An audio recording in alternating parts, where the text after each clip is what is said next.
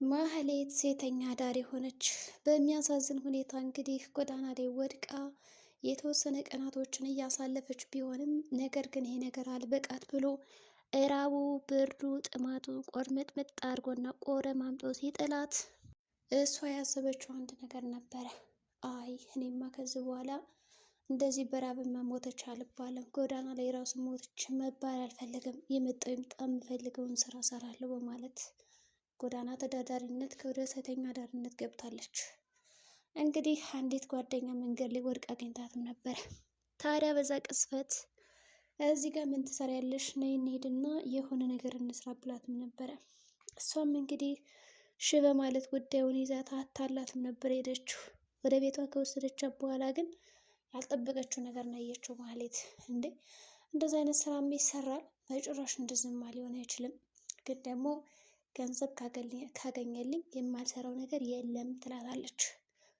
በሌላ በኩል መድብል አሁን ላይ ወጥመድ ውስጥ ገብቷል። ዝና ሁሉንም በቁጥጥሩ ስር እያዋለ ይገኛል።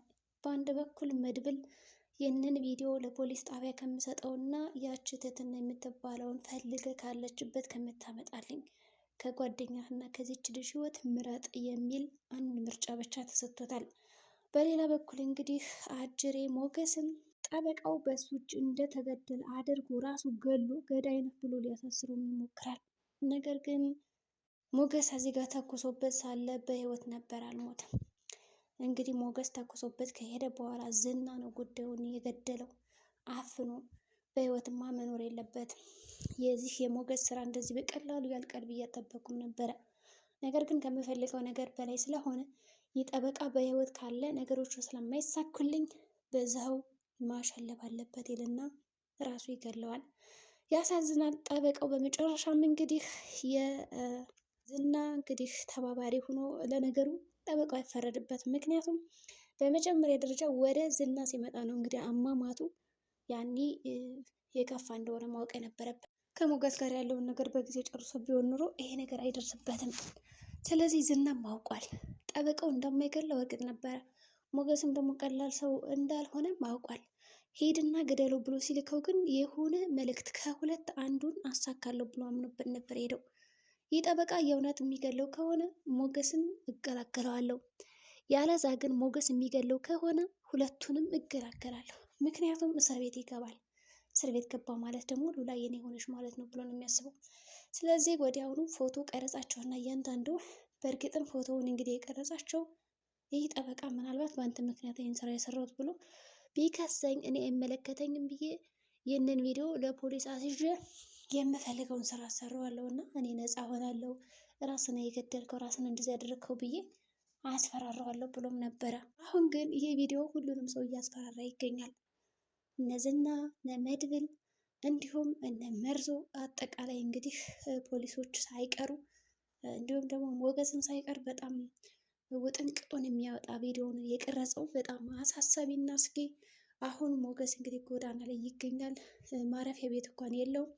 ምክንያቱም ዝና ራሱ ሰዎቹን ልኮ ያለችበትን ሉላ ምናምን ስላወቁ እሷ ራሱ በመስኮት ነው ዘላ ወጣችው። ሞገስም ገሎ ሲያመልጥ እሷም ከቤት ስትወጥ ይገጣጠማሉ በመንገድ። የሚያሳዝነው ነገር ግን ሉና እጁን ስታየው ደም በደም ሆኗል እና ምን ሆነ ነው ምናምን ስትለው በቃ ሰው ገደልኩ፣ ጠበቃውን ገደልኩ ነው ያላት። እንግዲህ በግልጽ ማለት ነው። የሚገርማችሁ ነገር እሷን ፈርታለች፣ እሱን ፈርቶ ነበረ። ግን በዚህ ቅስፈት ምንድን ነው ያደረጉት?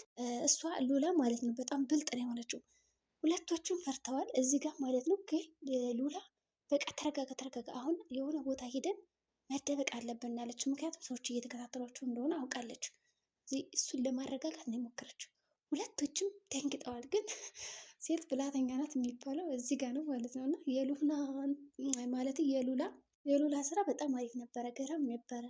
በቃ ተረጋጋ፣ በቃ ወዲያውኑ የራሷን ፍርሃት ዋጥ አድርጋ ሞገስን ለማረጋጋት ነው የሮጠችው ማለት ነው። እሱም እያለቀቀስባት ስለነበር እና ብቻ እንግዲህ ወዲያውኑ ሩጠዋል እዛ አካባቢ። ከዛ መንገድ ላይ ቆሙ። ግን የእውነት ሞቷል ምናምን እያሉ እያሰቡ እየተጨነቁ ነው። ከዛ ዝናም ወዲያውኑ እንትን ይላል ማለት ነው። ፎቶውን ለመድብል ይልክለታል። ከዛ ቀጥታ ራሱ ነው የደወለለት። አሁን ታመጣታለህ አልታመጣትም ወይ ደግሞ ጓደኛህን አድን። በመጀመሪያ ሲጀምር አንተን ነበር እዚህ ማጥፋት የነበረብኝ። አሁንም እኮ ሁላችሁን የሚያጠፋ ቪዲዮ ይዤባችኋለሁ ይላችኋል። ስለዚህ አሁን በእርግጠኝነት ያመልጣል ማለት ነው። ዝና ራሱ ነው የገደለው። እንግዲህ ጠበቃውን ግን ምንም አይነት መረጃ የለም። እዛ አካባቢ ካሜራ ቢኖር ካሜራውን ፈልገው ምናምን ቢያጣሩ ጥሩ ነበረ። በእርግጥ መድብል ጠርጥሯል። ይህ ስራ የዝና ነው እንጂ ማንም እንደዚህ አድርገው አይደለም። በእርግጠኝነት መጀመሪያውንም አቅዶበት ነው ይህን ቪዲዮ የቀረጸው እንጂ ዝም ብሎ አይደለም ብለዋል። እና አሁን ያስበው ምንድን ነው ዝና በእርግጠኝነት ሉላ እስር ቤት እንዳይገባ አትፈልግም። ስለዚህ እራሷ ፈልገኝ ትመጣለች። አሁን በኋላ እኔ አልፈልጋትም ነው ያለው። ምክንያቱም ሉላ ራሱ እስር ቤት እንዲገባ አትፈልግም ሞገስ ማለት ነው። ይህንም በደንብ አውቋል። ስለዚህ እስር ቤት እንደማይገባ ስለምታውቅ እስር ቤት እንዲገባ ስለማትፈልግ ቪዲዮን ከላከላትና ነይ ካላት ያው ያማረጣታል ማለት ነው።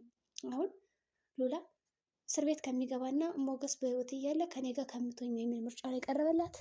ከዛ መድብል ደግሞ ከትህትናና ከጓደኛ ነው የተባለ። ሞገስም እንግዲህ ከሚስትህና ከእስር ቤት ነው የተባለ። አሁን እንግዲህ ምን ሊያደርግ ይችላል ብሩክ? ቅድስትም ሌሎችም እንግዲህ አውቀዋል ማለት ነው ይህን ክስተት። ዳጣ በጭራሽ እንደዛ አያደርግም ውጌ እያለች ነው። ግን ደግሞ ያው ተኩሶበታል እንጂ አልገደለውም። ከዛ እንግዲህ ኤፍራታ ደግሞ አገባው ብላ የተንቆሻቆሸች ነው። አጅሬ መርዞ የቤትሽን ዕቃ ላከራይ በቃ ገንዘብ ቸግሮኛል እያላት ነው ያለ ማለት ነው። ዕቃዋን አከራይቶ ያው ሊበላ እያሰበ ነው። እሷ ደግሞ እንዴት ብትደፍረኝ ነው እንደዚህ የምታደርገኝ ያለችው ነው። ከዛ ደግሞ በቃ የሆነ ሀሳብ አስቧል። ያ ዲያስፖራ አለ አሁን ላይ ልጅ አርግዥ እና ከዛ ከረግሽ በኋላ ልጁን ወልደሽ ምናምን ትሰጫዋለች። ከዛ ብዙ ገንዘብ ይሰጣናል።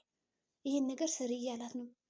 አሁን ቴክኖሎጂ ነው ምንድን ነው የሚባለው? አሁን እንዲሁ ኧረ የመርሱ ሀሳብ ገራሚ ነው። ለገንዘብ ያለው ነገር እና ኤፍራታ በጭራሽ በክፍሌም አልደራደርም። የማላውቀውን ሰው ልጅማ አላረግዝም ራሴ አግብቼ እወልዳለሁ እንጂ ለምን እንደዛ አይነት ነገሮችን እሰራለሁ በማለት እንግዲህ እምቢ ብለዋለች። ምን ችግር አለው? ለገንዘብ ለተወሰነ ጊዜ ከዛ ህይወታችን ይቀየራል ይላል። የሚገርማችሁ ነገር ከወለደች በኋላ እኮ ከሌላ ነው የምትወልደው። ከዛ እንግዲህ ይጣላሉ። በጥፊም ታቃጥለውና ውጣልኝ ቤት የለቀ ትለዋለች። መድብልም ይሄን ነገር ማጣራት አለብኝ ይልና ወደ ጠበቃው ቤት ያመራል። እንግዲህ የእውነትም ጠበቃው እንደሞተ እንዲሁም ደግሞ ድንኳን ተጥሎ እንደሆነ ካረጋገጠም በኋላ ይመለሳል። የሚገርመው ነገር ይህ ነገር ውሸት ነው ብሎ ነበር ያሰበው። ይኸው የዝና ቅንብር ነው ብሎ ነው ያሰበው። አልሞተም ምናምን ብሎ ነበር፣ ግን ሞቷል።